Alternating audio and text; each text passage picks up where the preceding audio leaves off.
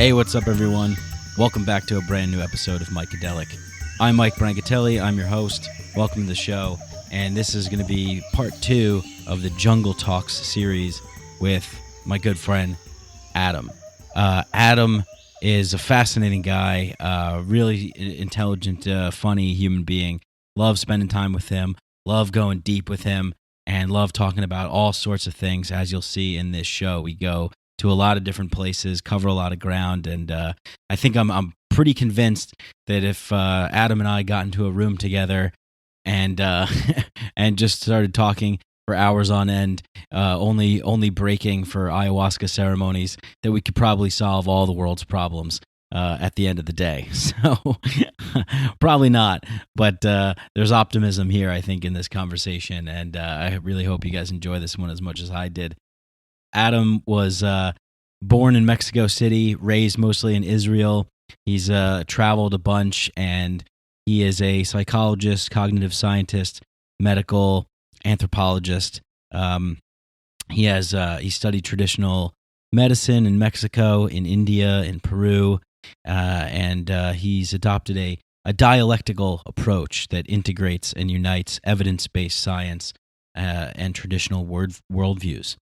He's worked extensively in Western psychiatric institutions, and he has spent a lot of time learning from a variety of different indigenous and traditional healers all around the world, basically trying to understand the diverse array of healing modalities and approaches to mental illness and mental health.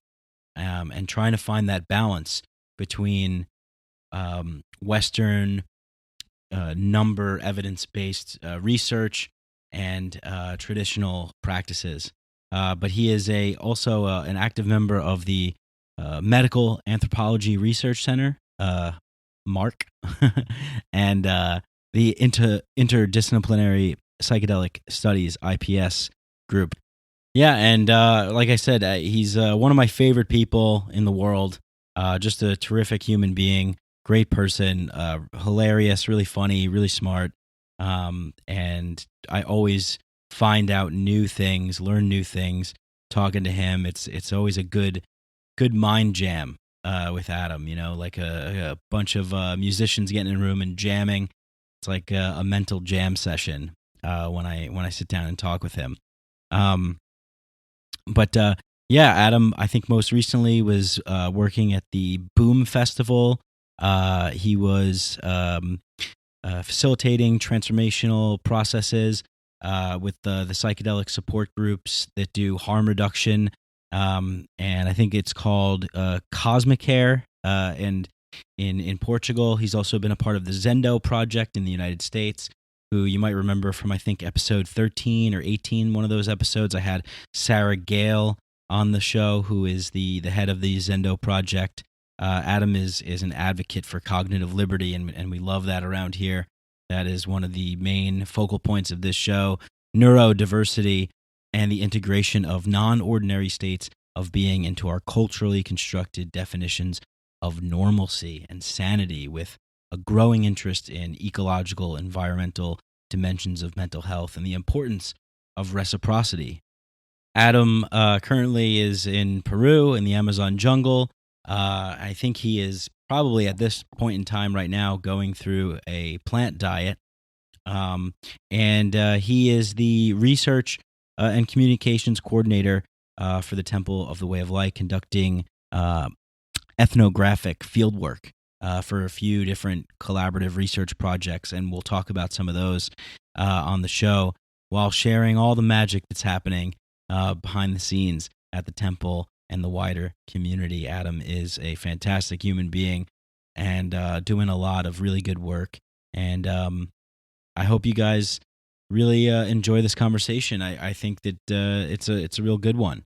So once again, this is part 2, and what else can I say about Adam? I mean, he's a great friend, really compassionate, sharing, kind individual, and just really hilarious. I don't know if we really got into so much of the humor on this show, but which which tends to happen actually on this Mycadelic project. I all the humor that takes place seems to happen outside of the podcast, I guess, because when I start recording, I get so interested in this, just going deep, just diving deep into all these really fascinating subjects that we explore on this show. But anyway, I think it's going to be a fun one and an interesting one. So sit back, relax, enjoy, and thanks for listening. Psychedelics are illegal not because a loving government is concerned that you may jump out of a third-story window. Psychedelics are illegal because they dissolve opinion structures and culturally laid down models of behavior and information processing. They open you up to the possibility that everything you know is wrong. We don't need new laws that control our consciousness and rigidly place it in a prison. Cognitive liberty. The fact that as adults, if we're not hurting anybody else, we should have the right to explore the contours of our own consciousness without any mediation or legislation on the part of somebody else. Reject authority. Authority is a lie. Or is it perception? Information is power, but we have to seize the opportunity.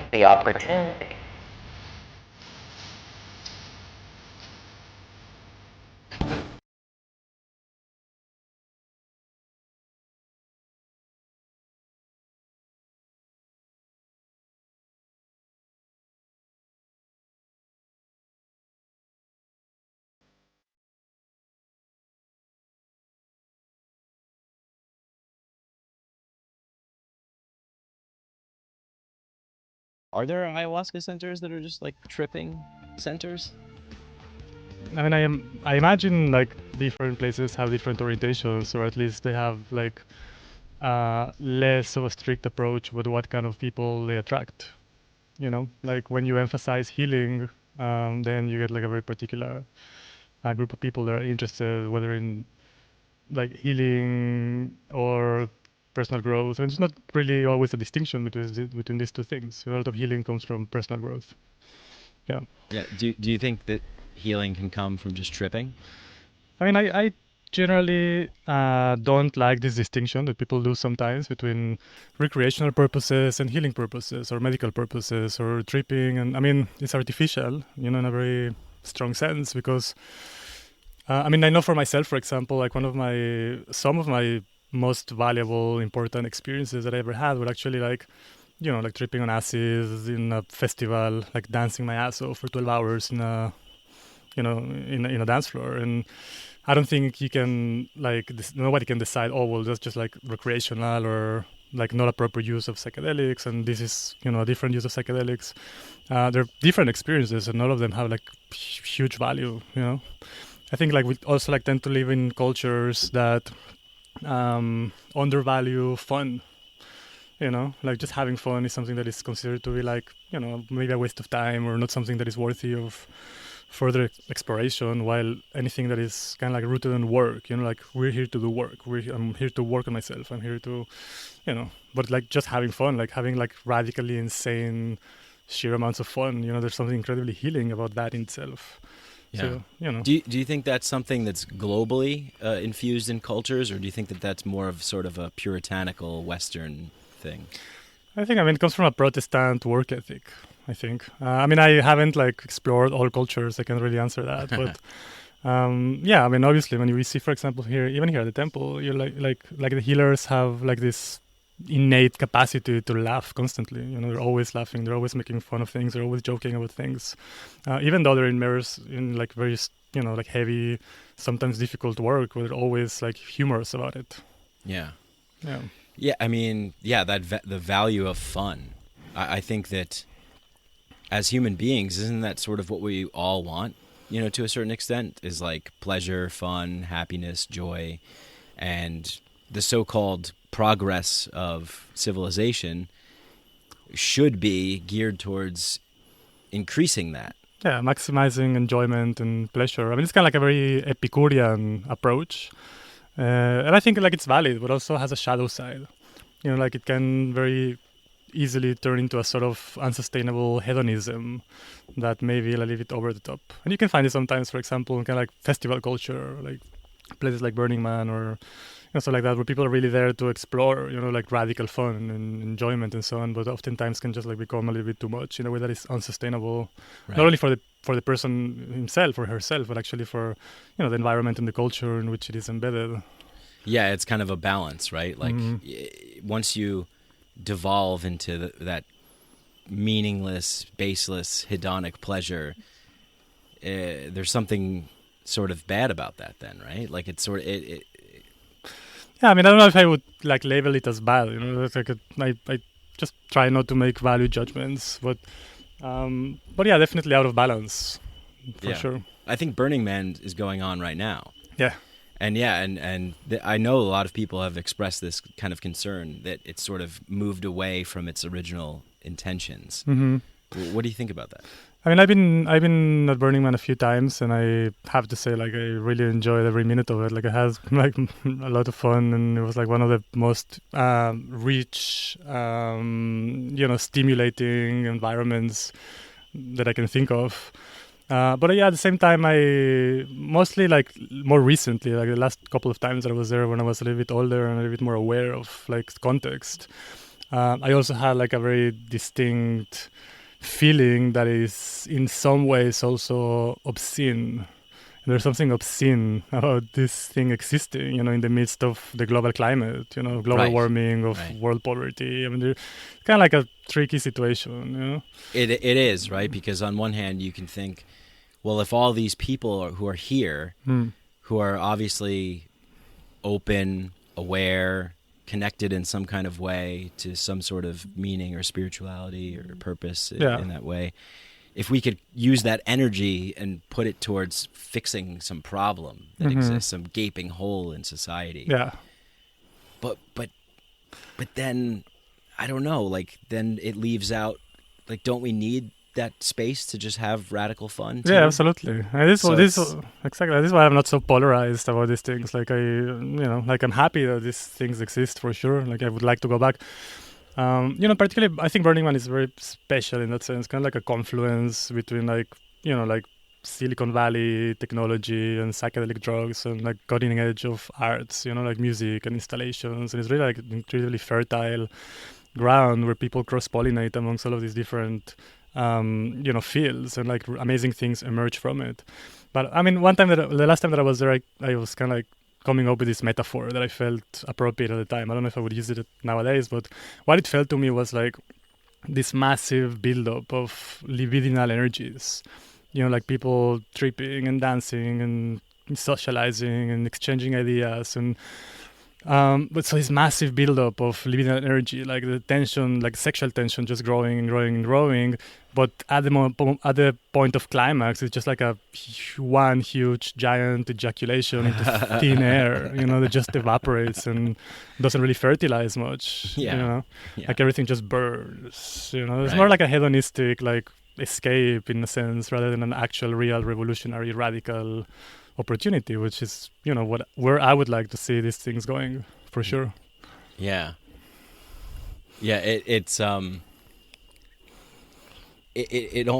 leads me to think about, like, I almost wonder what the world would look like if we had, instead of having these sort of like sanctioned playpens for allowable enjoyment, like a Burning Man or these sorts of festivals. It's like, okay, you can have your 2 weeks here, but what if it was fully integrated into the society? Absolutely. And I think this is the main value of this environment. And there's a quote by Uruguayan writer Eduardo Galeano, and he talks a lot about utopias.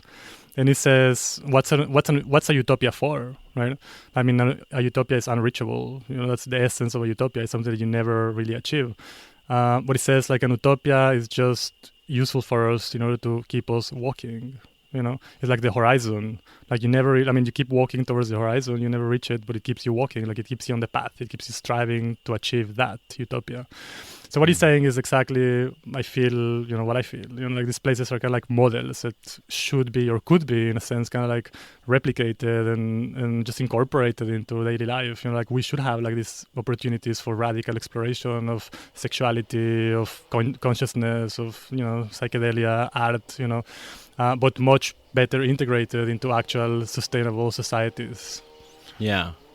Yeah. I mean, this is great because you get to come down here to the jungle, drink ayahuasca, get in touch with the Shipibo tradition and their culture and way of life. And it's a radical shift from how it is back home, wherever you're from. Most people from, places in the world where they live in cities and they have maybe desk jobs and these sorts of things. And I think one of the challenges for a lot of people is going back to that. Absolutely, yeah. Yeah.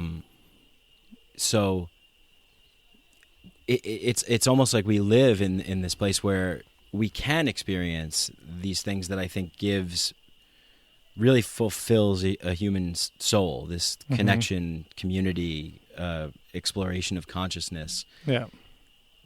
Have you come to any conclusions of how to really kind of sustain that back in the world? I guess this is an integration-centered question. Yeah, I mean, this is like the $1 million question.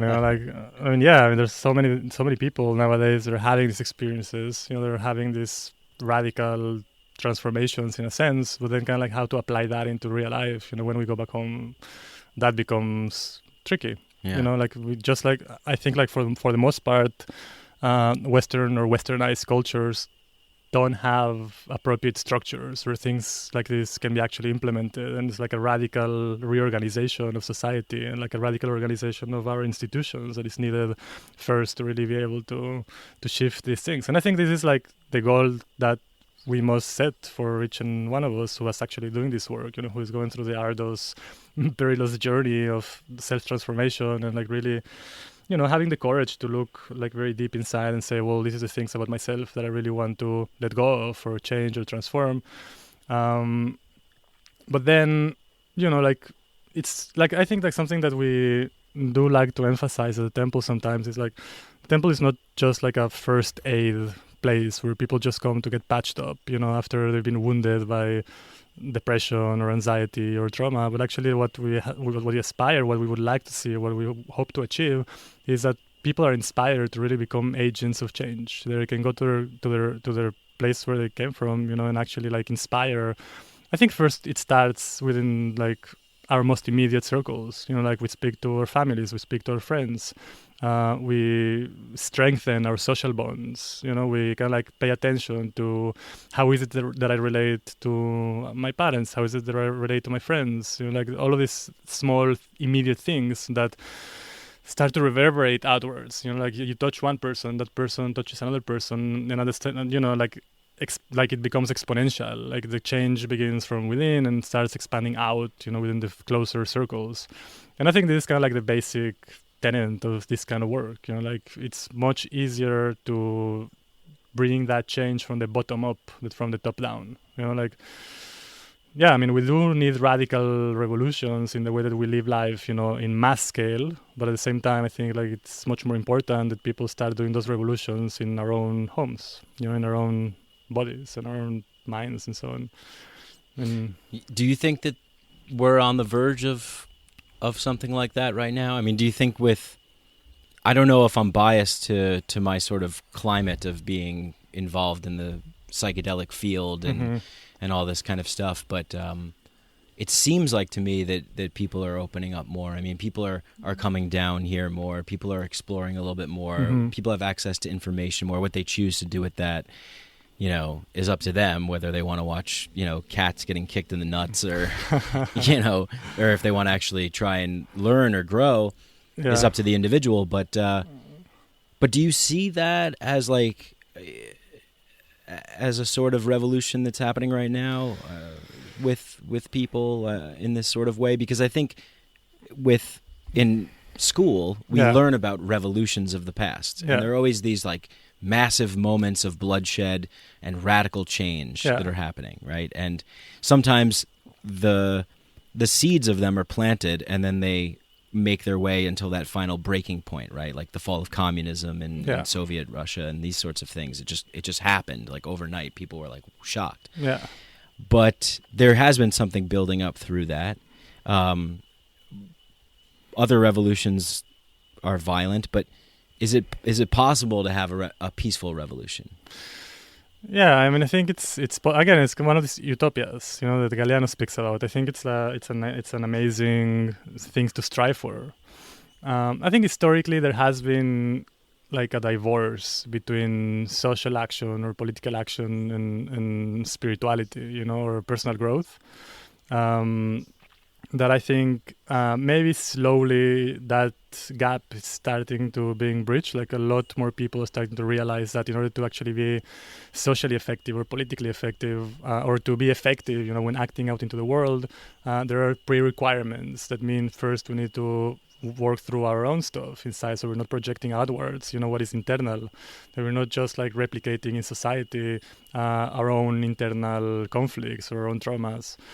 So I think like as more and more social activists or political activists understand more deeply this idea of projection and actually have the the courage and the insight to first do their own homework, I think these two things will become one. There won't be such a divide between actual action in the world and like personal work.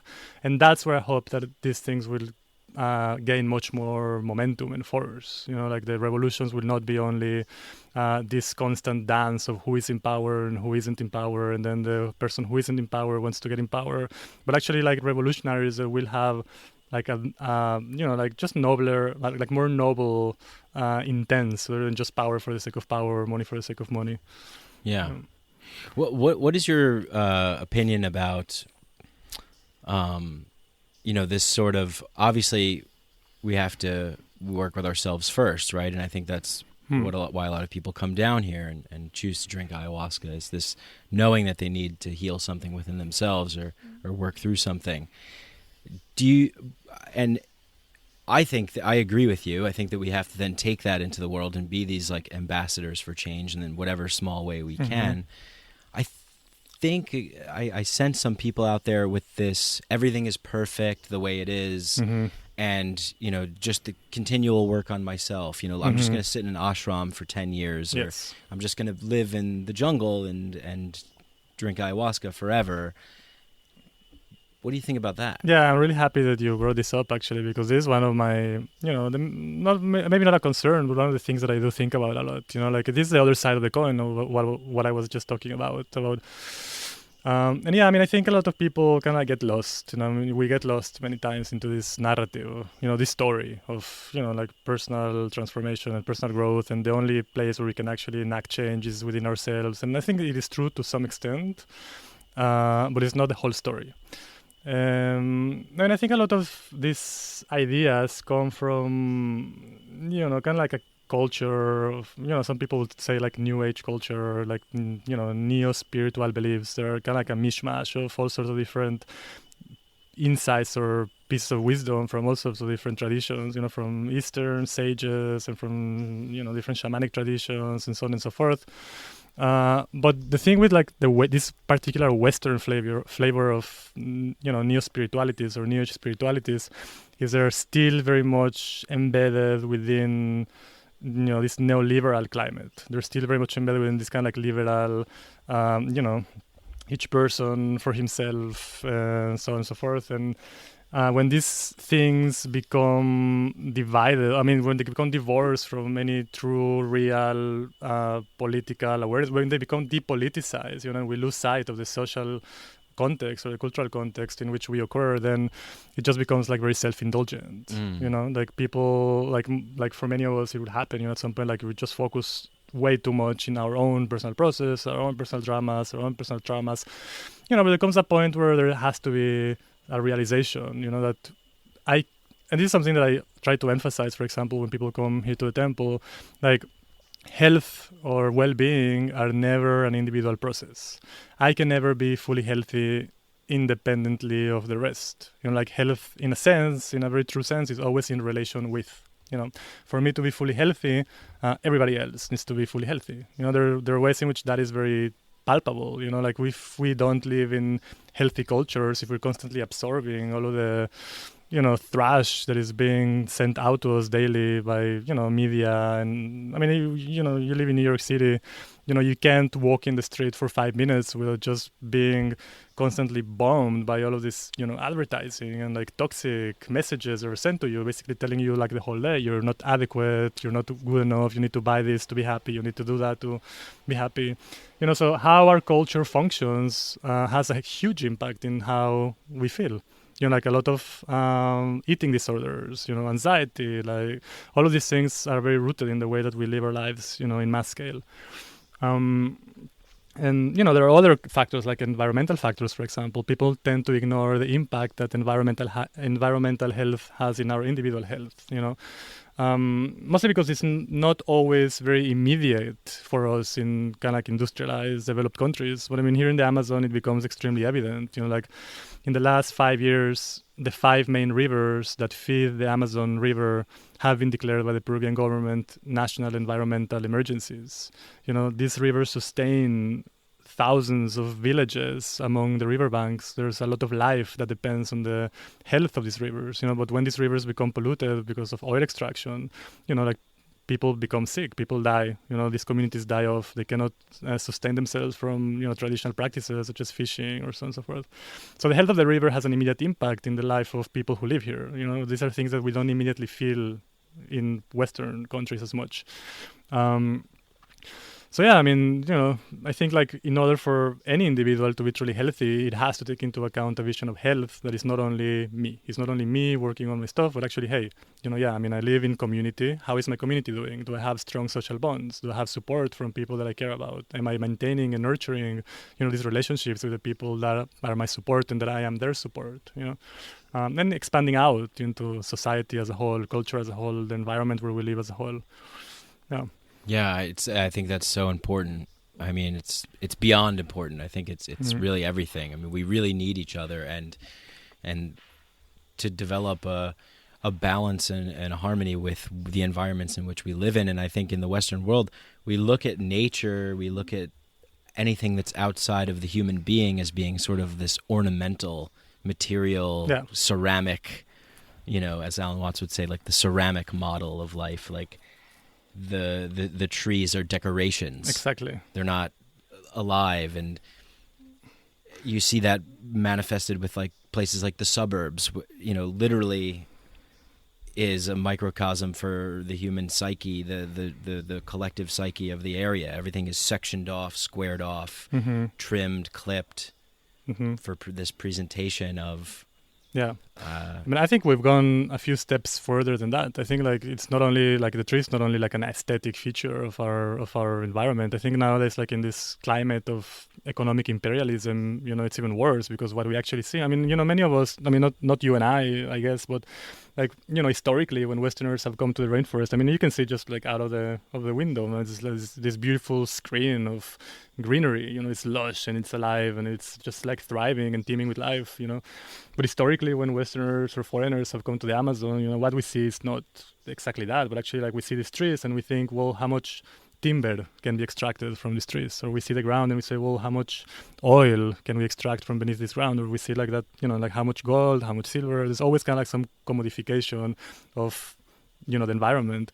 This is one of the most important lessons I think that many of us can learn from actually coming here to the rainforest and engaging with the native epistemologies and the native, ontologies and the native worlds, the ways of being in this world. Like some anthropologists like to classify Amazonian people, like many other traditional peoples in the world, as animistic.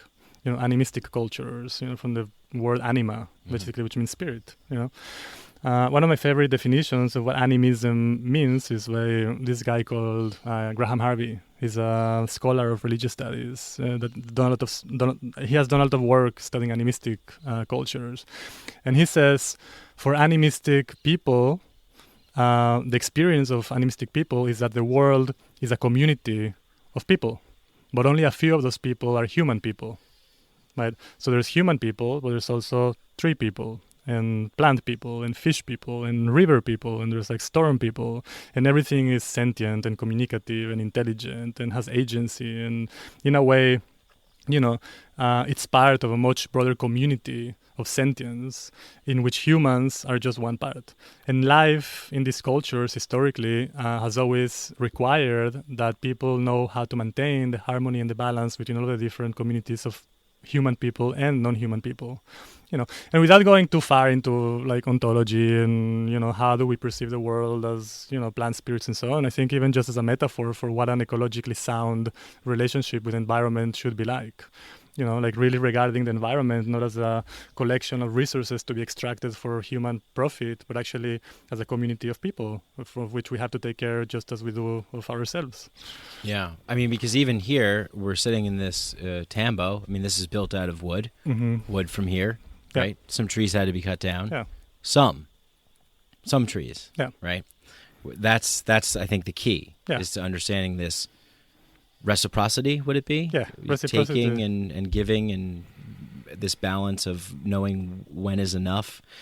Because what's the alternative? We extract everything, we rip down everything, and we've built ourselves these comfy prisons.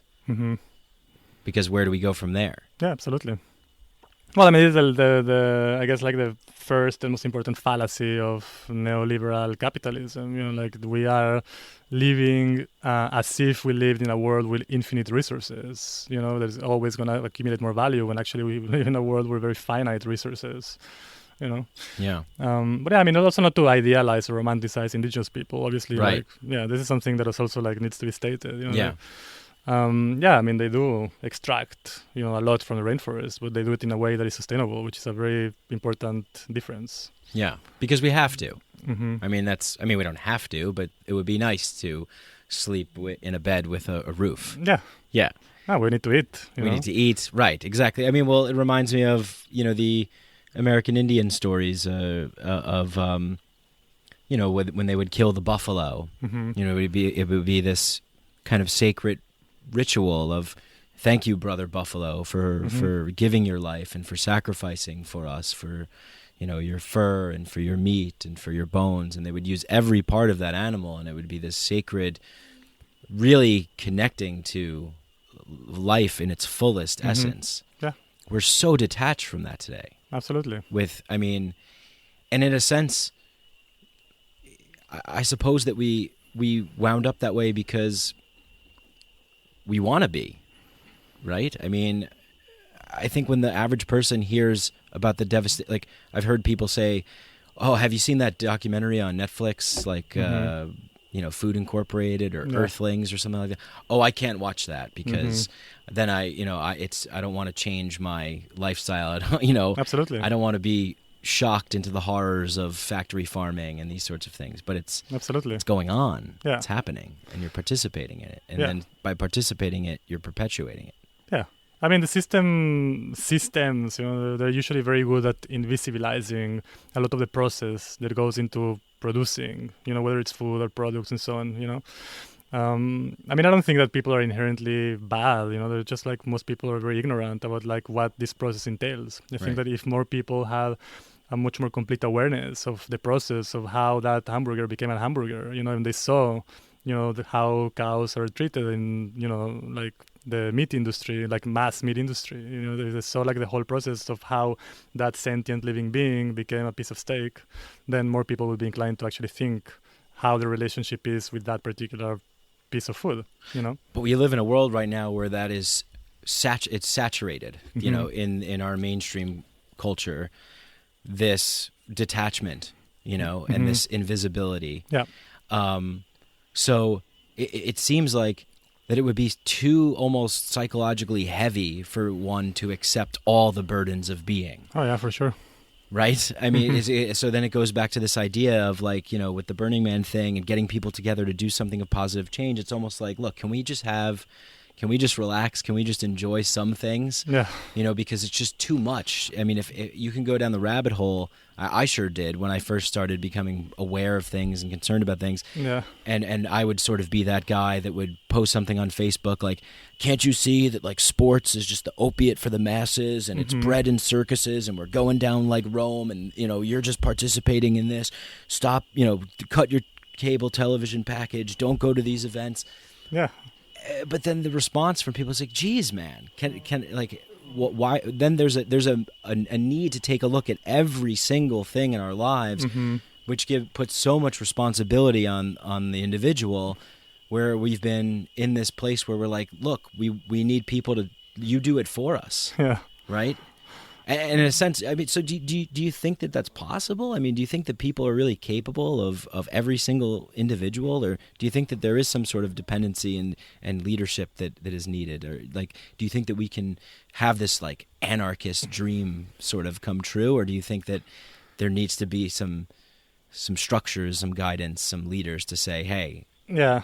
I mean, nobody can have the weight of the world on his own shoulders or her own shoulders. This is just not sustainable. Yeah. If a person takes too much responsibility about, the state of the world, I mean, this is kind of like even ridiculous. Like there's like 7 billion people living here. We can't, and like we choose our battles. I just spent like 1 month basically glued to my television watching the FIFA World Cup. Like I'm a big soccer fan. I love soccer. How dare you? And people are starving in Africa, and you're just sitting around watching TV. There's a lot of issues around it. I mean, the political situation in Russia, human rights infringements. I mean, it's a very problematic thing to say, well, I'm going to participate in the mass spectacle of watching, like mass marketed football. But I choose my battles, like I know, I mean, okay, I need to take a break from my life, and for 1 month, I'm just going to do something that, like maybe it's a distraction, but it really brings me a lot of joy. I enjoy watching football. I follow, the different, it's fun. And also for me, it's kind of like an opportunity for social interactions. Like I want to like go back to Tel Aviv and spend, like 3 weeks with my closest friends, just, like drinking beers and watching football, which is something that is not only about the football itself, but about, about bonding with people.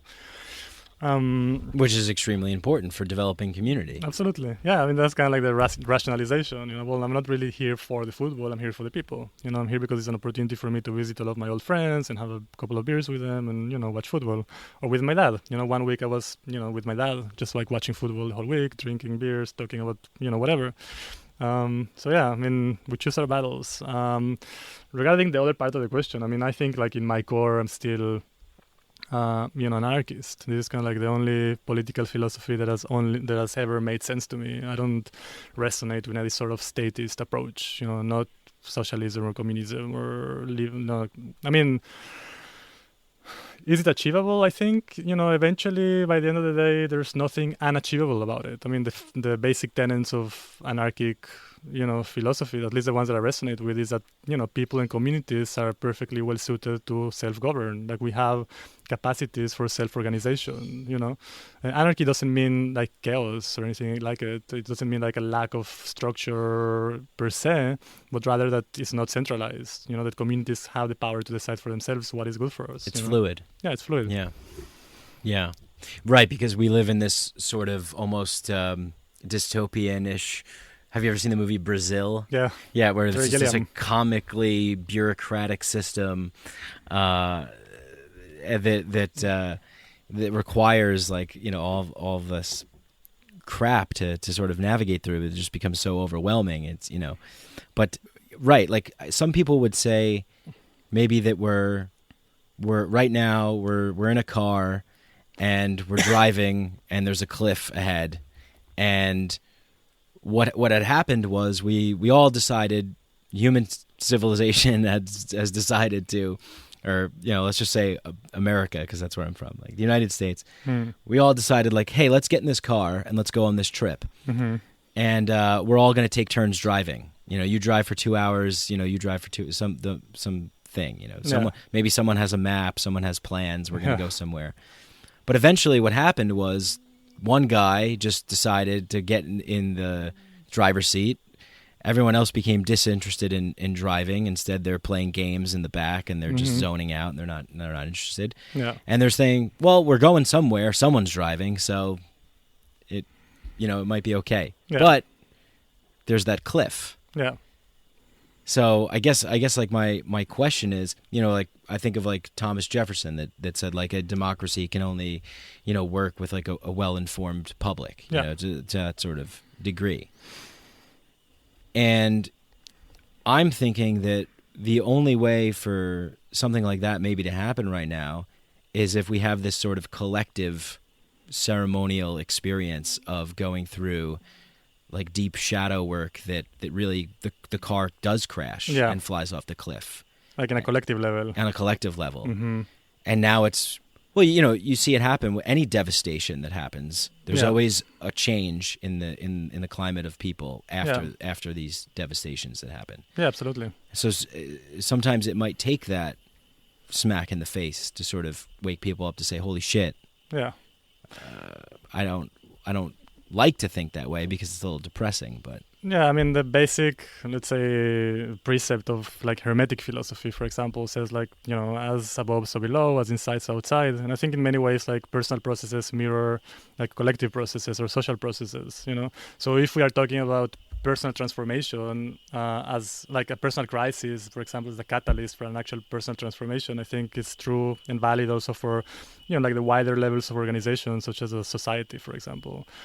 And I mean, I get what you're saying, like I try to always stay optimistic in a sense and, like still believing that somehow we will be able to reverse climate change, even though the scientific consensus is pretty much that we won't, like we're well into the 6th mass extinction, in which humans are pretty high on the list, Is that human nature though?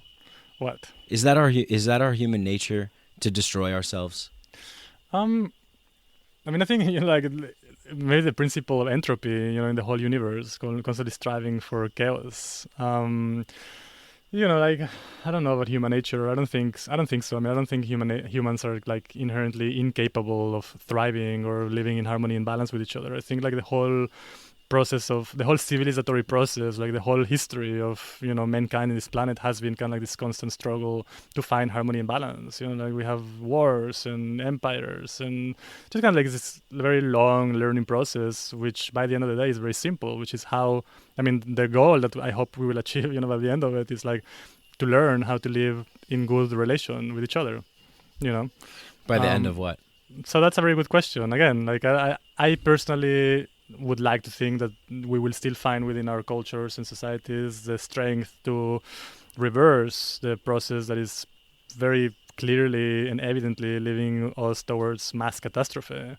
But at the same time, I'm not attached to that idea anymore. I do believe that it may be extremely possible that, like either some mass event is going to catalyze like a major global revolution or even like mass events like extinction, like if you think about it, if you think about it from an evolutionary perspective, there's nothing inherent in the DNA of any species, maybe just cockroaches, that say, well, this species is going to endure forever, 99 point, I don't know, of every species that has ever inhabited this planet is already extinct, Yeah. And maybe this is just the way that consciousness evolves. It reaches a certain point where it cannot really expand anymore, where, like we humans chose, a very long time ago, a path of technocratic evolution. Like we put all of our best minds and all of our resources into developing some sort of external technology. We have rockets that can fly us to space. We have like an amazing network of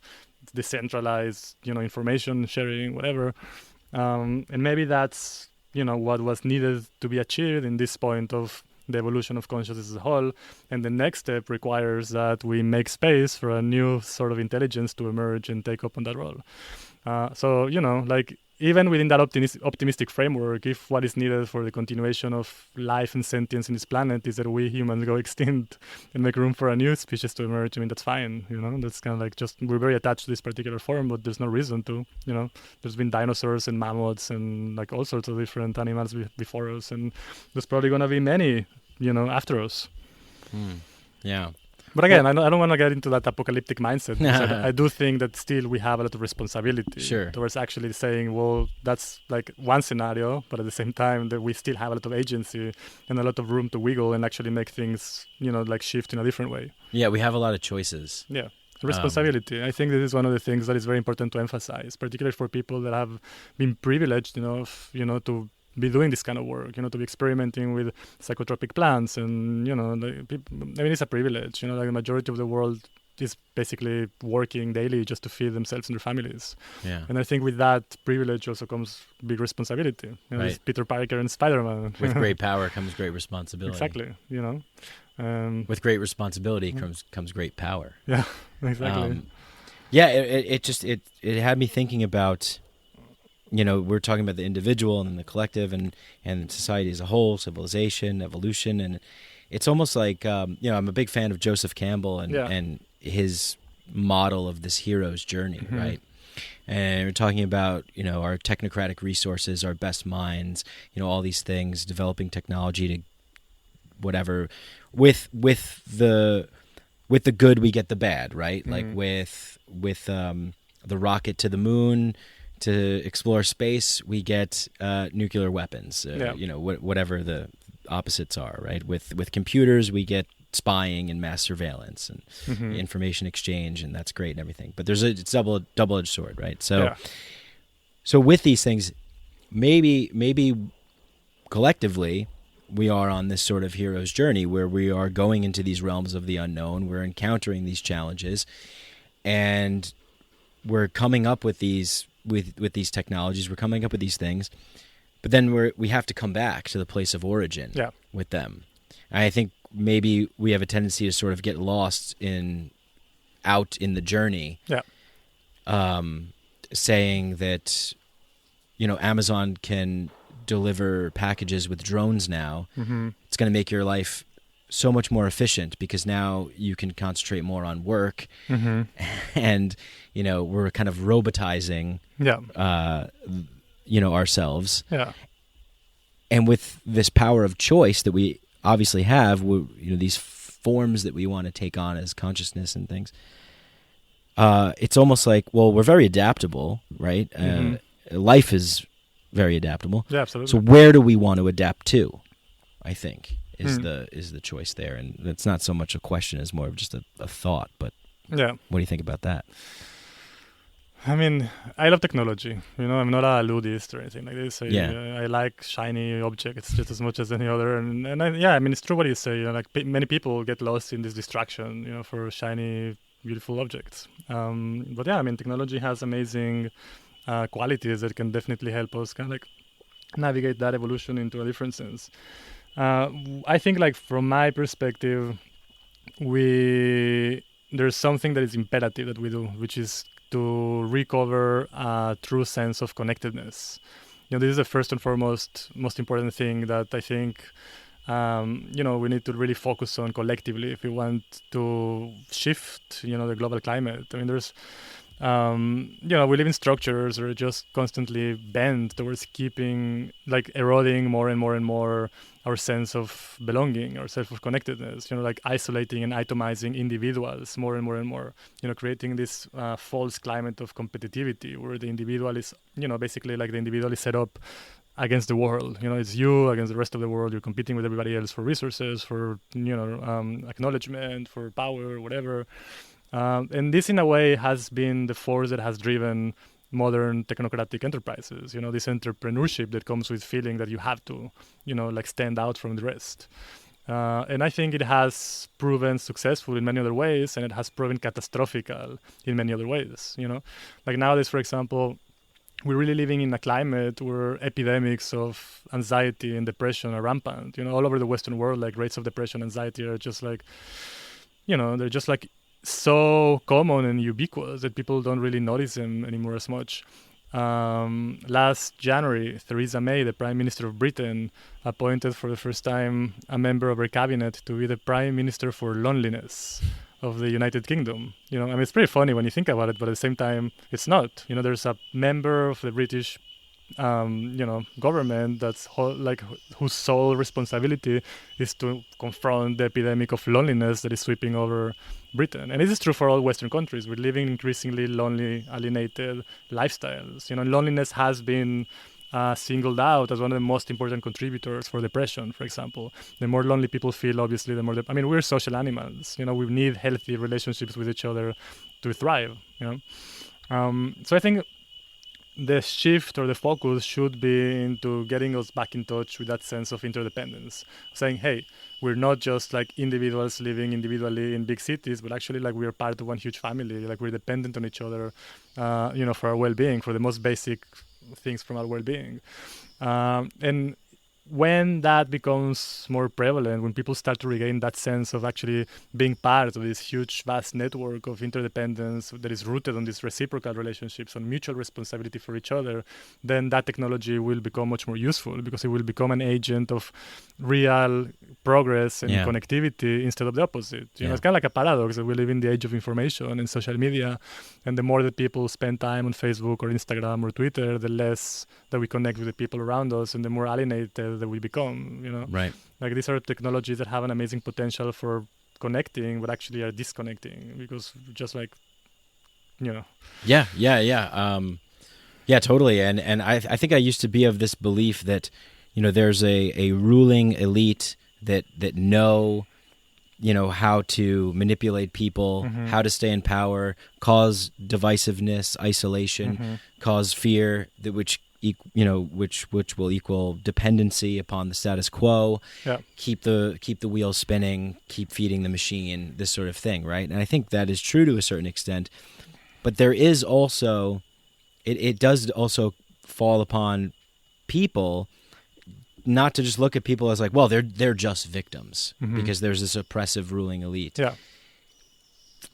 But then it's like how to overcome that, right? I read this great book recently called Amusing Ourselves to Death by Neil Postman, where he talks about this vision of the future, and he looks at Orwell's 1984 and Aldous Huxley's Brave New World, and he comes to the conclusion that he thinks that we're living in more of a Brave New World sort of scenario, where what we want to pleasure ourselves with and what we love will be sort of the thing that cripples us, that keeps us. Yeah. So yeah, I sort of think that, like, I don't know. I mean, I guess we're getting into like, tricky territory here because I know we don't have the answers for this stuff.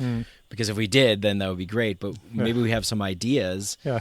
I guess like what can people do, in your opinion, to try and push the needle more towards the way that we want it to be? I mean, I tend to be very careful when I speak about the potential of plant medicines or psychedelics because there's a tendency to become very messianic, and saying, well, psychedelics are going to revolutionize the world or change the way that we live. And I think, they have a lot of potential, yes, but we're far from actually being able to channel or harness those energies for like truly radical revolutionary purposes. But I do know from my own research, for example, that ayahuasca and many other plant medicines do have that capacity to really bring us back to that first very basic place where we focus our energies on rebuilding or healing or reconnecting with the people around us. There's I sometimes even kind of like to refer to ayahuasca as a social medicine. A lot of the people that I interview when they come to the temple and they do their workshops and so on, like a vast majority of people will oftentimes emphasize the social aspect of their experiences, whether within the context of the workshop itself, like the relationship with the group, the importance that that sense of mutual responsibility with each other had for their experience. And it makes sense, like here at Temple, you've seen the workshops here, these are an environment where people are working with a very strong plant medicine, they're having intensely, deeply emotional experiences, many times transcendental or mystical experiences in a space that is shared, The temple is not the kind of place where people come to become passive consumers of whatever pill or treatment is being handed down to them, but actually they're here to be participants and co-creators of a healing space that is both deeply personal, private, individual, but at the same time also collective. It's shared, Yeah. and that implies a degree of mutual responsibility for each other's process. And when people land here, a group of strangers fairly quickly bonds into a kind of like a very tight community of like-minded people who are engaged in the same sort of work. In 2 or 3 days, like you will see that, like people are just hanging out and like very, very strongly attached to each other.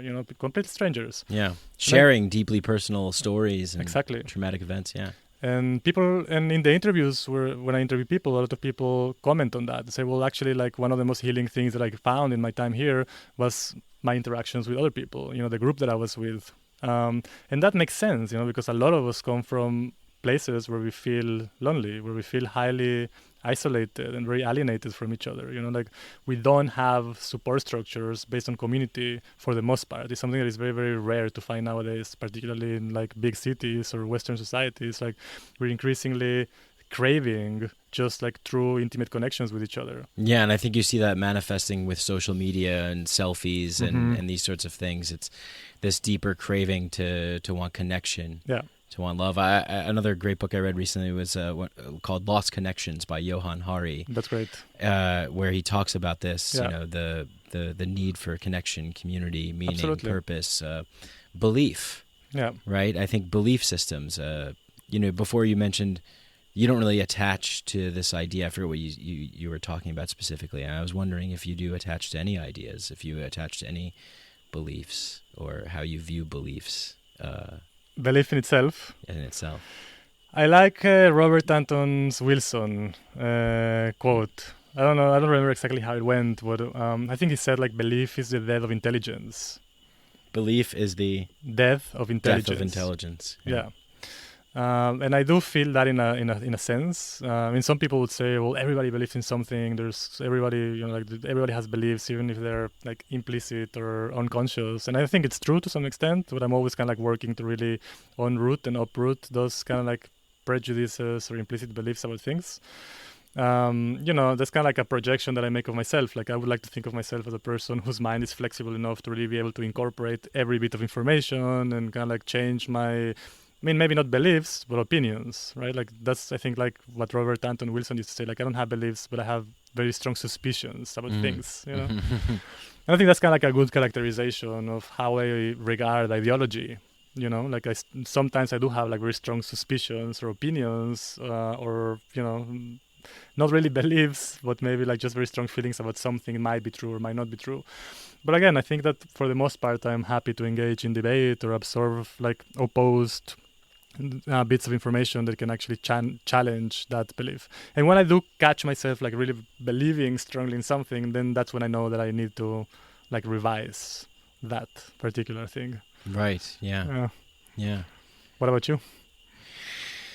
I agree. Yeah, I definitely agree. I'm a huge fan of Robert Anton Wilson, and it's really looking out at what we call reality or life. It's malleable, right? I mean, we give meaning to things. We choose to put our belief. I mean, everything that we have in front of us, for the most part, is our interpretation of it. It's a manifestation of our interpretation of it, right? So, but I sort of do think that I guess some beliefs can be beneficial to people. Yeah. For example, maybe a belief in, the mother ayahuasca, the spirit of ayahuasca, or some belief into this, because this is another belief, right? Absolutely. I mean, and I think that can be good, but I think it can be good. It's tricky because you don't want to detach yourself fully from it. You don't want to be the outsider that knows that it's sort of this meaning that we're giving to it that makes it real. Absolutely. But the value's there, though. Yeah. Yeah. I mean, I think like there's so many different ontologies in the world. There's so many different worldviews. So many different ways in which different cultures and different people have perceived the world to be like, and what exists in the world. What is the world made of? I have a hard time thinking that there's one proposal that is truer than others, Proposal, yeah. Yeah. And this is kind of like a tricky subject within social sciences as well. Like we fall into this kind of like this postmodern cultural relativism, like everything is relative, nothing is objective. Like if everything is subjective, then what are we left with? What I like to suggest, or what I like to think about, is not so much about, like truths as truths themselves, but as stories. What story are we telling? Which is the underlying story or the narrative that is structuring and giving meaning to the experiences that we have in the world? What is the myth that we live by? What is like the, just like the underlying narrative that kind of like guides our understanding and perception of the outside world, Yeah. And this is something that, this is kind of like a basic understanding of the power of story that has been harnessed, across history many, many times, not necessarily for good purposes, like in Nazi Germany, like they had like a really good story to tell the people that was very, effective in mobilizing like a massive society into one of the most horrendous acts of, genocide ever happened. It was the same here in the Amazon, like at the end of the 19th century, the beginning of the 20th century, there was a story that was told by, Western science about indigenous people being closer to apes than to actual human beings, and that kind of like gave permission, in a sense, to the empires of the time to enslave, everybody that could find in the Amazon and put them to work in rubber plantations, which is basically the labor that fueled the industrial revolutions all over the Western world. Right. And we still do this to this day. Yeah. Dehumanizing people, whether Exactly. it's people of the Middle East or, areas where we want to go in and Yeah. So I think like a huge thing would be to really revise what are the stories that we tell. What are the stories that we absorb? What are the stories that have been told to us? By governments, by economicians. I don't know if there's such a word. This is kind of like on a more macro level, but in the micro level, it's also really interesting. There's another one of the things that I found, for example, in my research is like you mentioned this just now.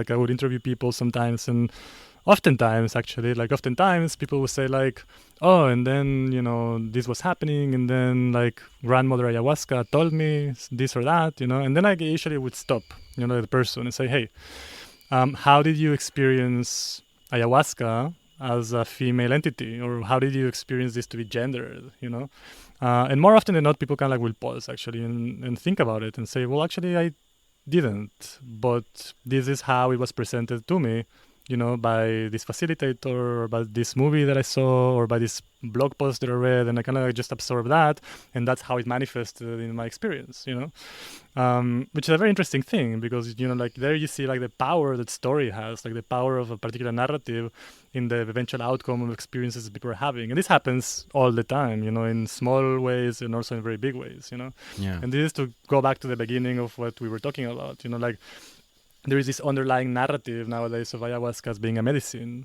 so people already have that expectation of ayahuasca being something that is going to heal them, and that's great. This is a fantastic use for such an amazing plant substance, but it's not its only use. Here in the Amazon, ayahuasca has been used for 1,000 different things, throughout hundreds of years, love magic and witchcraft and hunting and like social bonding. Like for some tribes, ayahuasca has been explicitly used as an agent to make communities coalesce, and it's not necessarily like separated from, this narrative of healing, but the power of story is very important. Yeah.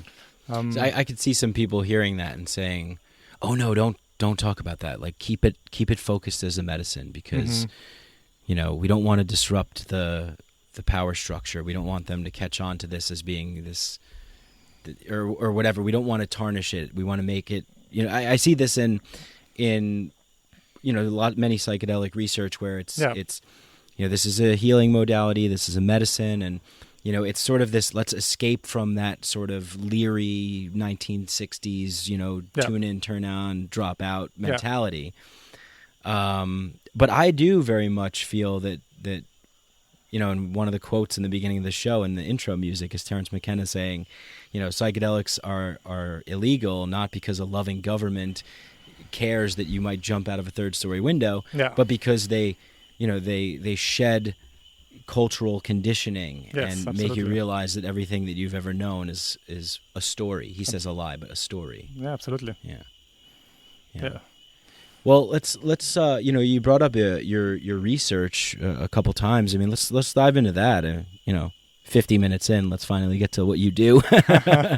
But yeah, why don't you share, like, I know you gave a talk here the other day, and I think we touched on some of those topics.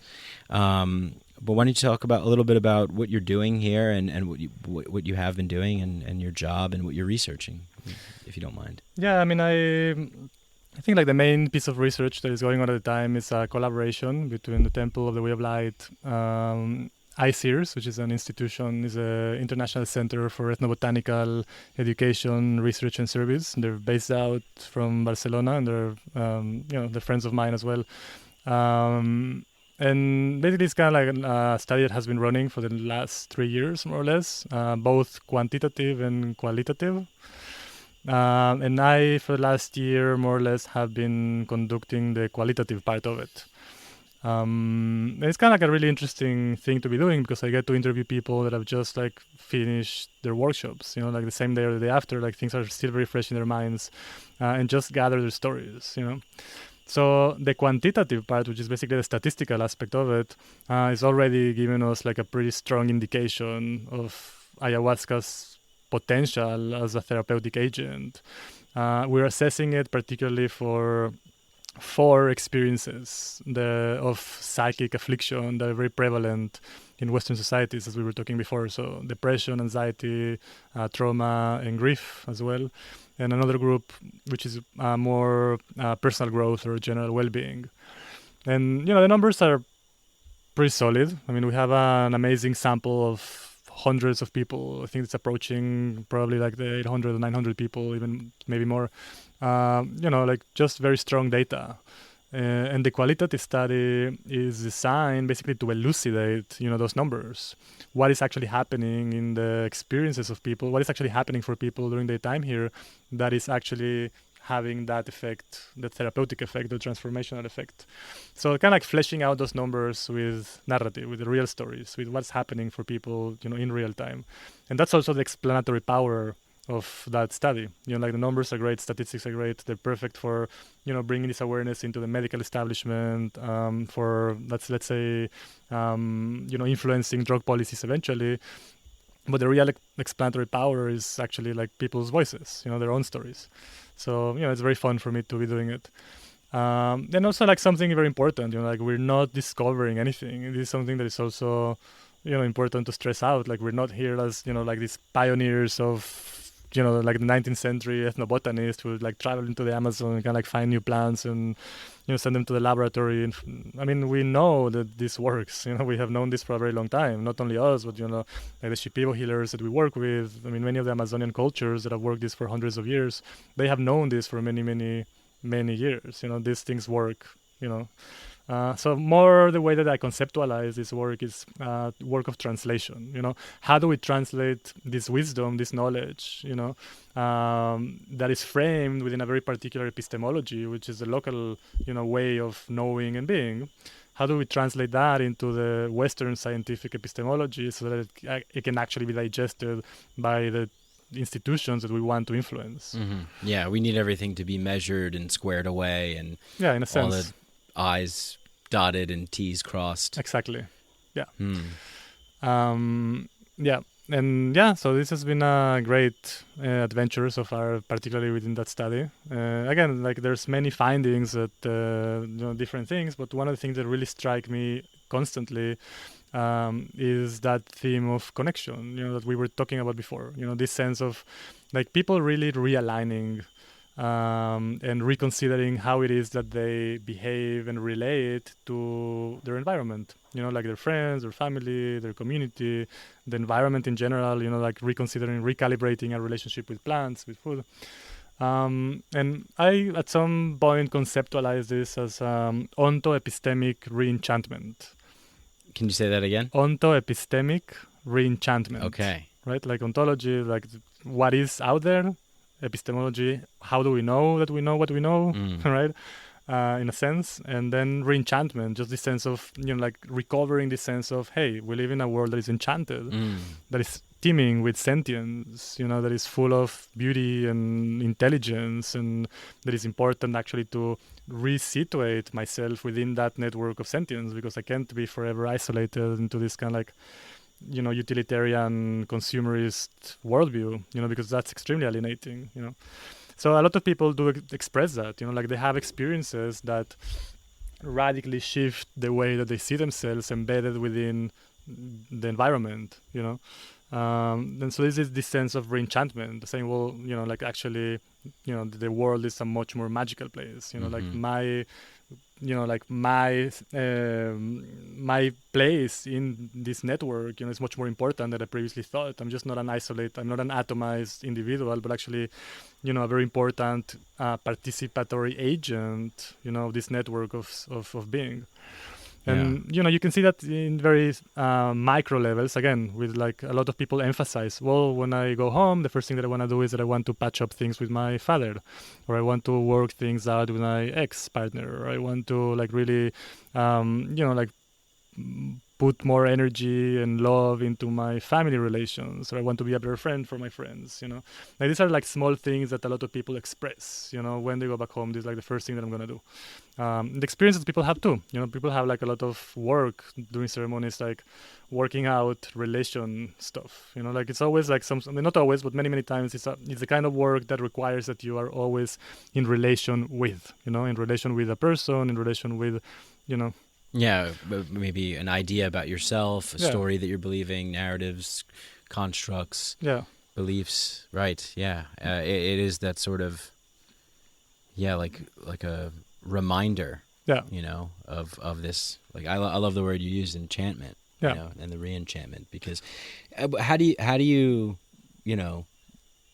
explain magic to like materialist, reductionist types of folk? Yeah, I mean, when I mean magic, I don't necessarily mean like magic as an unexplainable metaphysical phenomena, but just as that dimension of being. Of awe, wonder. Yeah, exactly, like awe, of wonder. Mystery.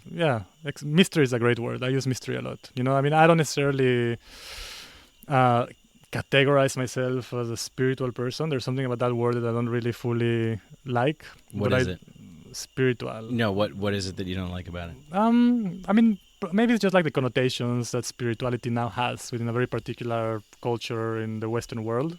Kind of like this California flavor of, neoliberal. Do you think it's been sort of like co-opted and commercialized? Yeah, in a sense, there's like a whole industry that thrives on spiritual materialism, like this spiritual consumption. How many retreats did you go to last year? How many times did you drink this medicine? Like how many, it's kind of like this, just like, again, this is why I say, like in a very real sense, like this neoliberal spirituality is very well adapted to the neoliberal climate of consumption. It just like becomes translated from actual material goods to, retreats, services, satsang, lectures. It doesn't really matter. It's just like this pattern of consumption over and over.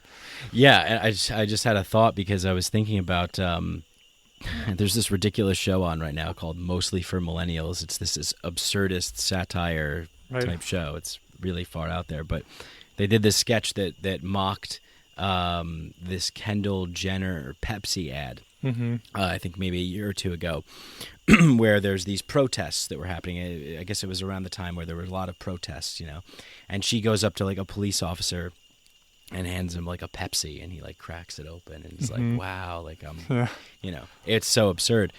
But it just reminded me of this like hijacking or co-opting or commercializing the real thing, the real juice of life, the real mystery, and then and putting it into a product and sort of,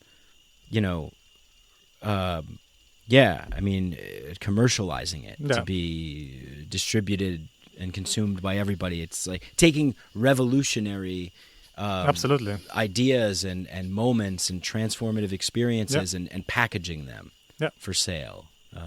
This is one of the main strengths of modern capitalism. It has an uncanny ability to just do that, to subvert any revolutionary impulse or idea. Subvert it, and just turn it into its own profit. Right.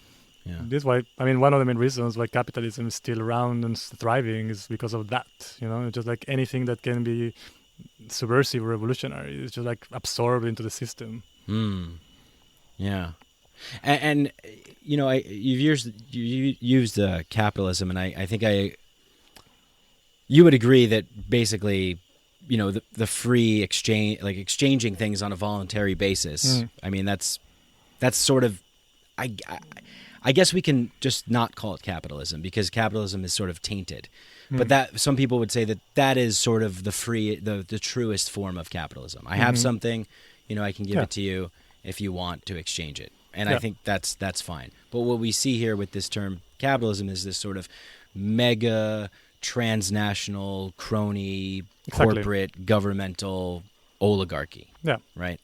Yeah, I mean, when I refer to capitalism or, you know, neoliberal policies or whatever, I mean, this is pretty much what I mean. Like this particular flavor of crony late-stage capitalism. Yeah. That is not necessarily reflective of the original idea or, you know, like the original philosophy of what capitalism should be like, but there's a particular flavor that has taken, you know, in this era and time.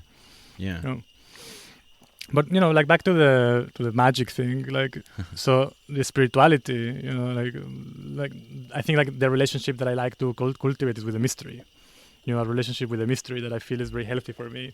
Not necessarily to conceptualize that as with any form or shape or structure, but just like there's something that is way mysterious and I will probably ever comprehend, you know, and just like dwell in that, you know, like sit with that. That's enough for me. Like, yeah, I agree. So, but that's the Re-Enchantment. The Re-Enchantment is not necessarily like bringing like that sort of metaphysical magic into the world, but actually just like the enchantment it is enough to be enchanted to actually contemplate the reality of nature. You know, like this tree in itself is magical. Like it's amazing. There's mystery in it. There's life force in it. You know, I think we become very desensitized to these things, and we think about magic as just like this Harry Potter kind of thing. You know, like Lord of the Rings kind of like.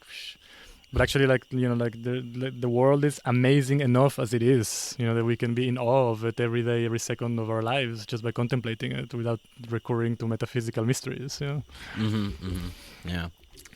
Yeah. No, I do like to bask in the mystery. Yeah. And last night after ceremony, just walking home, seeing the moonlight shining through the tall palm trees and the glimmer of making this sort of like almost kaleidoscopic glow coming through, and looking at that and just absorbing that and feeling that mystery, feeling the wonder and being overwhelmed with awe and this, like, you know, transcendental liminal state of being, and it's those moments for me that really I think make me want to continue on to more and more, to just experience, getting in touch with that, getting in touch with some kind of larger, you know, Rubik's Cube of paradoxes that each have a trap door inside of them that go down a wormhole that go into a rainbow colored,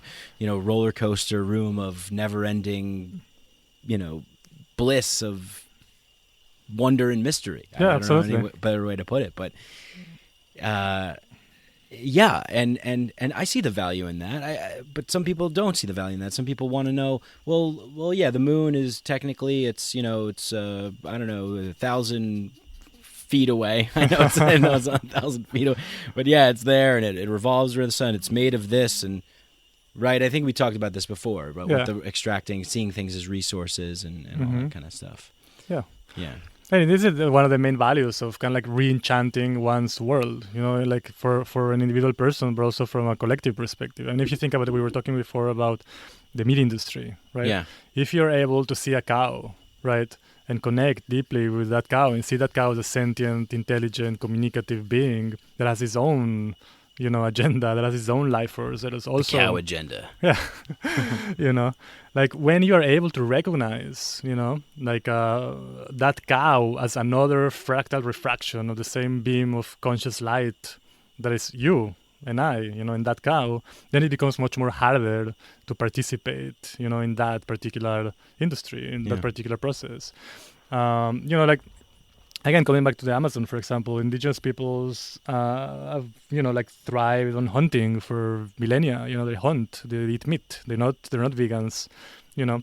But hunting is an activity that always has been kind of embedded in very strict taboos. You know, you can't just wake up one morning and go hunt whatever you want to hunt and bring back as much meat as you want. The same kind of like animistic thing. When you're going hunting, you're just not bringing meat. You're killing people.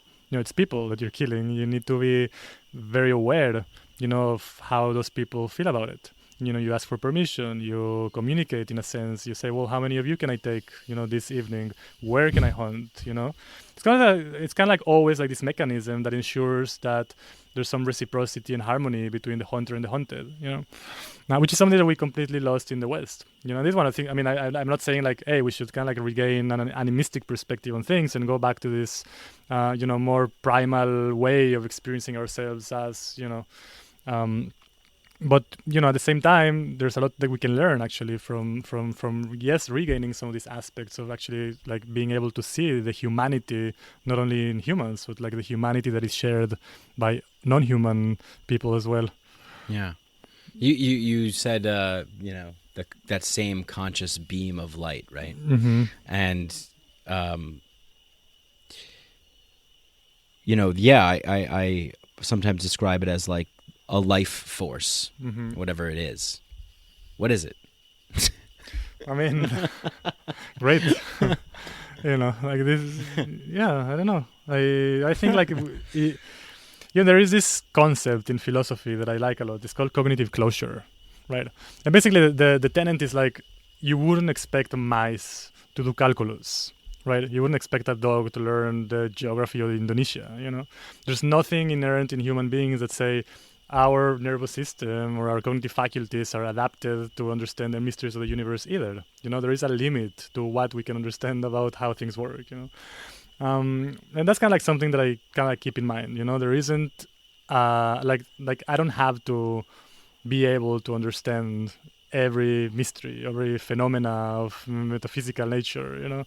Like I'm content just with contemplating it sometimes, and during ceremony, oftentimes I will have like these experiences of communion where I'm just like in this space where like there's some sort of just like a white presence radiating light and love, and I'm just like there, like not thinking about it. I'm just like experiencing it and in communion with this mystery, in communion with this incredible life force. And I think for me that's the closest that I ever gotten. I mean, it's kind of like ineffable. Obviously, I cannot describe this with words, as well as it is. Yeah. The experience was very different. But this is the closest that I ever gotten to like what I think or I want to understand to be like a mystical experience. Where there's like this sort of strong sense of communion with the transcendental.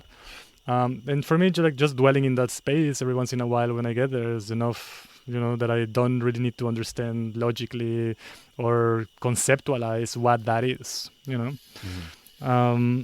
But, I think like the closest, I mean, obviously I've thought about it many times, it's inevitable, but I think like consciousness is what's primary. I mean, that's in my sense, like consciousness is kind of like the thing that is primary to everything. And it's kind of like this evolution of consciousness and a myriad different manifestations of consciousness taking up in different physical forms and, like experiencing itself through different nervous systems, kind of like finding different configurations in which this consciousness can be manifested in the third dimension, let's say. I don't know, man. It's kind of like, like very far out thing. It's super interesting, though. Oh, yeah. No, I love it. I mean, yeah. I tend to agree. I think that, consciousness is...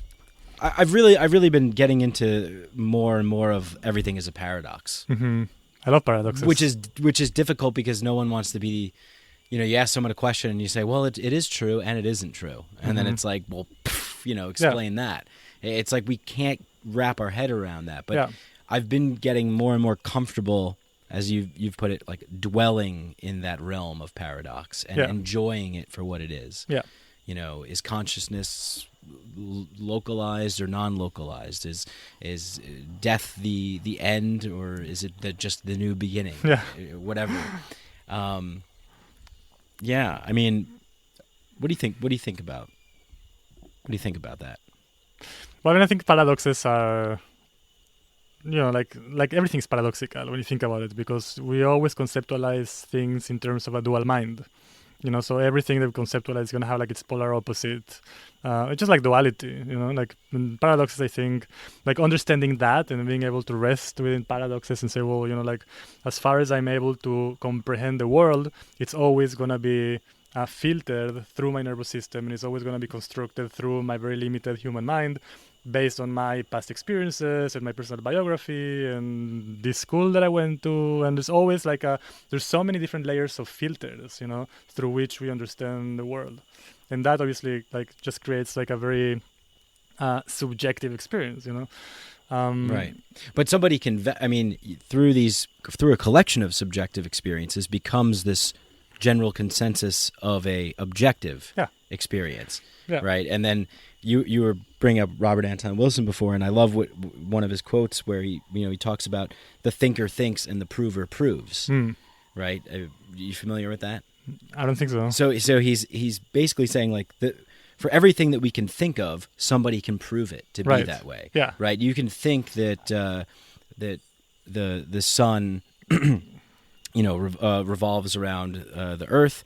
Okay, you've thought of that. Now there will be people out there that will be inclined to agree with that thought. So therefore, they will arrange they will just prove it by arranging their Absolutely. experiences and their data and everything that way. Now, if you thought the opposite, right? So the earth revolves around the sun.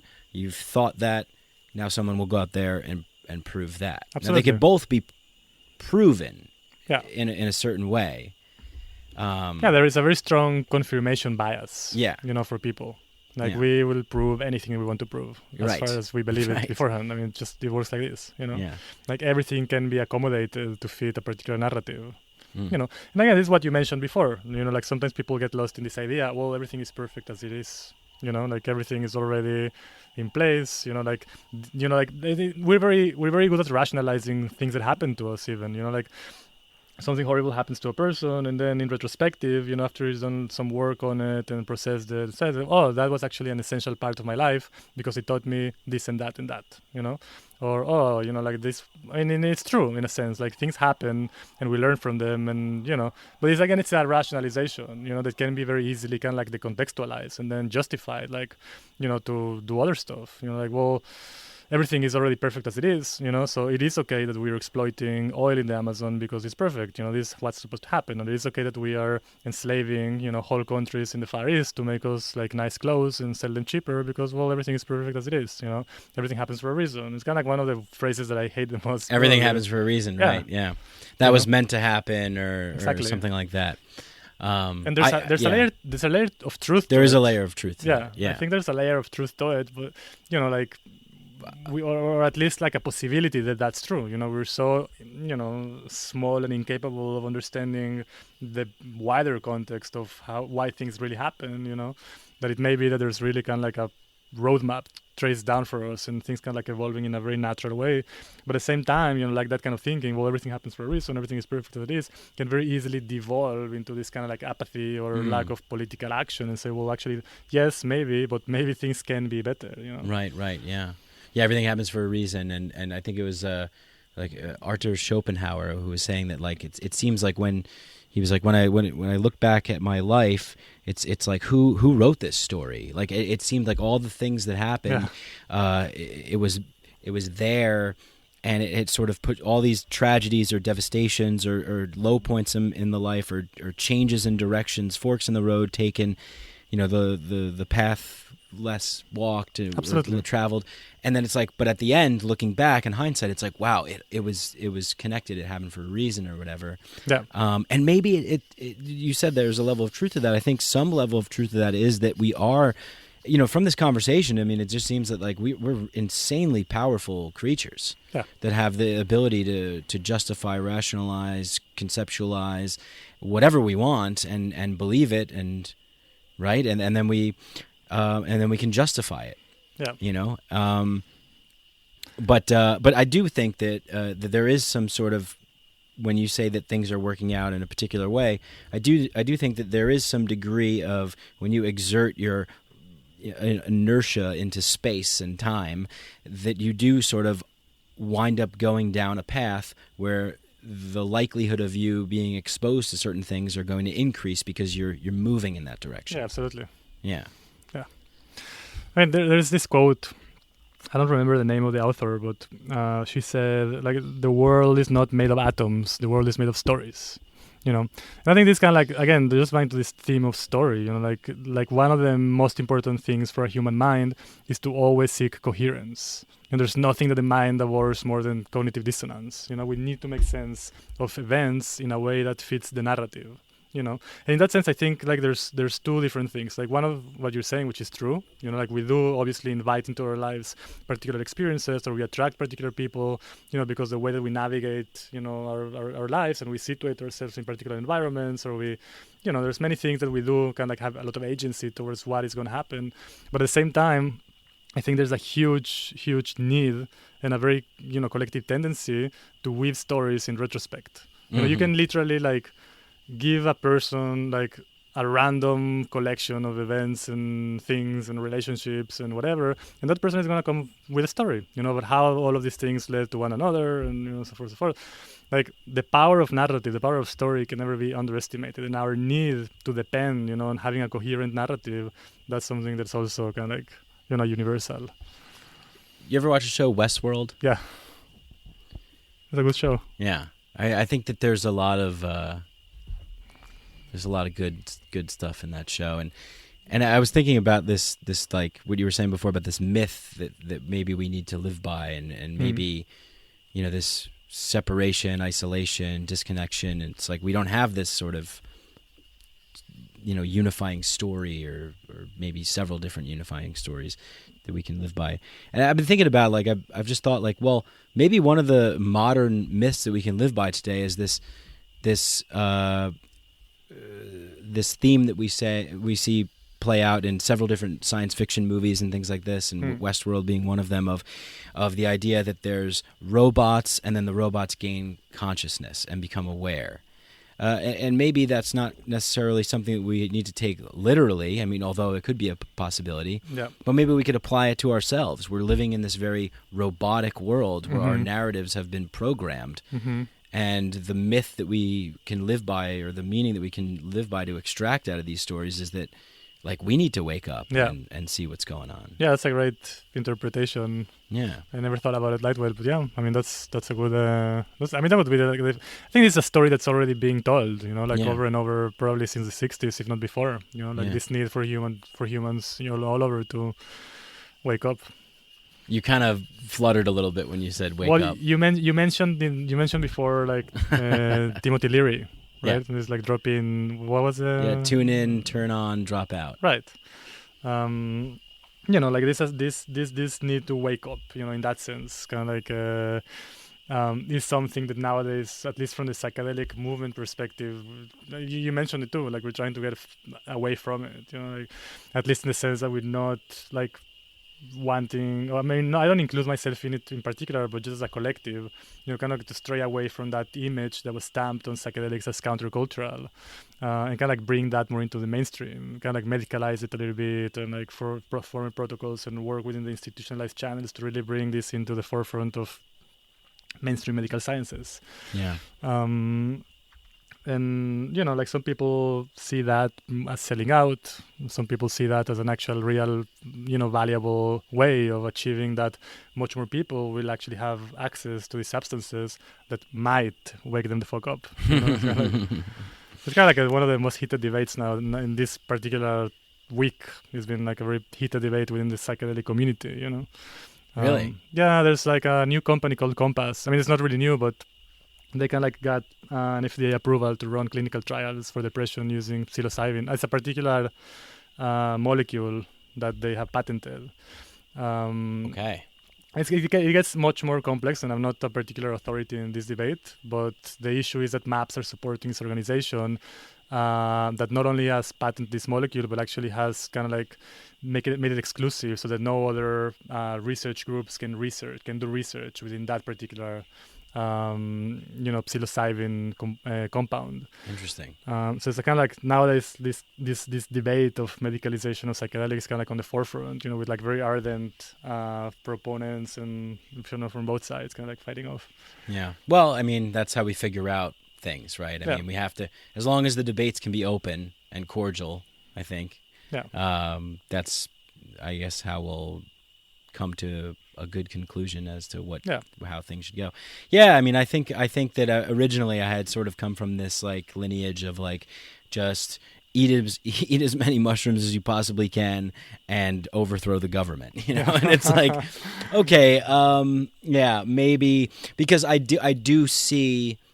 I mean, the pushback from something like that would be tremendous. Yeah. And I think we saw that, right, Yeah. with the 1960s. I mean, and in a sense, there was no established culture, community of wise old elders to guide the younger, the youth who are exploring these new realms of consciousness and having these amazing experiences. Where do you put that? Yeah. How do you manage that? And Yeah. for the power structure, they were scared shitless, so they had to just crack down on everything. Yeah. And we definitely don't want that to happen again. Exactly. So, learning from the past, Yeah. taking what works, and then integrating it into the future, right? Yeah, absolutely. You know, like, and again, like, it's not to get very messianic about these things. I mean, yes, psychedelics have like a amazing potential to deprogram people, you know, to kind of like override, you know, years of cultural indoctrination that we received throughout, you know, like years of forced education and so on and so forth, and media consumption and so on.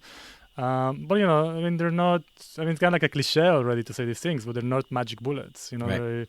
they're not like magic pills that you take once and you're enlightened or, you know, woke or whatever. Like, these are things that require, Woke as fuck. yeah, you know, they require a constant work, you know, they require a constant awareness, you know, of, well, yeah, I mean, I was shown this when I, you know, trip balls on mushrooms, but, you know, how do I apply this actually in my daily life? You know, it's two very different things. Yeah. So, you know, psychedelics do have a lot of potential, but it's still the responsibility of people to actually know how to navigate these tools in a way that is positive and conducive to change and growth and so on. So what would be what do you think going forward? What's your outlook? What would you like to see or hope for? Or, you know, just you know, in terms of like, you know, where we are now and the work that's being done here and the fun that's being had here, and you know, how that flows forward. In regard to this particular work that we're doing here, or just in general, like, where is the planet headed? Yeah, I mean, maybe you could do some kind of a combination of both, you know. But I guess more focused on, yeah, I mean, the work that we're doing here, and then how that you know, where you see that sort of, how you see that progressing and what you see that maybe evolving towards, and you know, I guess maybe like the greater sort of psychedelic research front at large in terms, yeah. I mean, my ideal scenario, and I mean, I come from the perspective of, you know, like, I mean, my training is in psychology and medical anthropology. I worked in psychiatric institutions for a while and kind of became disenchanted with the way that our mental healthcare systems work. And this is one of the main reasons why I got in this journey of actually finding better tools that can actually help people. Because of what you saw in what we call mental health facilities, yeah, right? I mean, working in psychiatric hospitals or like Yeah. midway homes. And I mean, I just like very quickly understood that the current way in which biological psychiatry addresses instances of human suffering is by, I mean, it's not even close to being humane or even helpful for the majority of people, actually. Yeah. But I still had like this very strong need to find other ways in which people that are suffering intensely can be helped in a much better way. And if not to kind of cross that line and become messianic, but I do firmly, very strongly believe that, at least from the perspective of mental health, psychedelics are a revolutionary tool that can very, very easily catalyze a paradigmatic shift in the way that we address human suffering. And that's kind of like where my eyes are set, you know, bringing about or helping bring about that paradigmatic shift in, you know, like our institutionalized mental health care systems, which is a very, let's say, in the global thing, it's kind of like a smaller thing, but it has repercussions, you know, like as people actually manage to, you know, like work through depression or work through anxiety, or even like, you know, later on, like figure out ways in which, you know, psychosis can be managed better or understood, you know, as a natural manifestation of a diverse state of, you know, being in this world. I mean, there's different things. Then, you know, that inherently also will have like an impact in society as a whole, you know. And you know, that's where I would like to go with my own particular ambitions, you know, not so far as, well, let's create like a a global revolution or overthrow governments, but actually just like, let's start with that. How do we address human suffering in a way that is much, much, much better? Well, I think that's perfect. I mean, because you're right, and our how we treat people who we deem as being mentally ill, even the word itself, mentally ill. Yeah. I think I forget who said, like, anyone will go mentally ill just being in a mental hospital. Yeah, absolutely. The condition, I mean, and it's the conditions are I mean, working there firsthand. I had this guy on the podcast, Dr. Richard Lewis Miller, who we were talking about a book called Anatomy of an Epidemic by Robert Whitaker. Yeah, it's a great book. Yeah, and just the practices that were in place, I mean, just even 100 years ago or 50 years ago. Yeah. But, today, I mean, it's savage and brutal. And so this kind of like ties everything back in together, because I think that this is a key, because I think that everybody is suffering to some degree or another. Yeah, absolutely. But the treatment doesn't seem to be working with what we've been administering so far on a whole level. Yeah, absolutely. But psychedelics have the potential for doing that. Well, I mean, it's just like very basic things, when people experience interconnectedness, when people experience, this sense of, breaking out from this atomizing, isolating state, like the whole biological approach of modern psychiatry is pretty much based on an understanding of neurotransmitters and how they interact with the different, neural pathways. And so, when you tell people, well, you're actually feeling depressed because your serotonin levels are very low, your serotonergic systems are kind of like out of whack. And then you say, well, what do you have to do actually? You have to take this SSRIs, and then you will regain, the right levels of serotonin, and you will feel happier, right? What actually is happening is that you are depriving that person in many ways from actually doing real changes in their life, that, like things that are invisibilized by the ubiquity of biological psychiatry, and the person, when a person understands, well, I'm not only depressed because I don't have enough serotonin in my brain, but I'm actually depressed because there was like these social, factors and these cultural factors, I mean, who can be truly happy, if you're working 10 hours a day, just chasing your tail to be able to feed yourself and your family, who's not going to be anxious living in a climate where you're constantly competing against each other and you're kind of like fearing for the future in a daily basis, whereas job insecurity and whatever, so there's like huge impact from society, a huge impact from culture in the way that we feel mentally, And biological psychiatry is very good at kind of like just invisibilizing all of these factors and telling people, individualizing disease and saying, well, no, you're depressed because your brain is not working properly. You're anxious because, and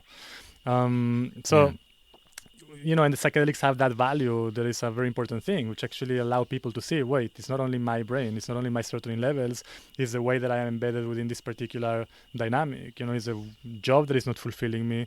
There's so many different things that kind of like play out in how we feel about ourselves. Right, because there's things in life that are going to happen, they're going to suck, and then you just deal with those things when they come. But we live in this world of this built-up artificial sort of anxiety at every level because we never know what might happen. Or I remember I was listening to this conversation. I forget.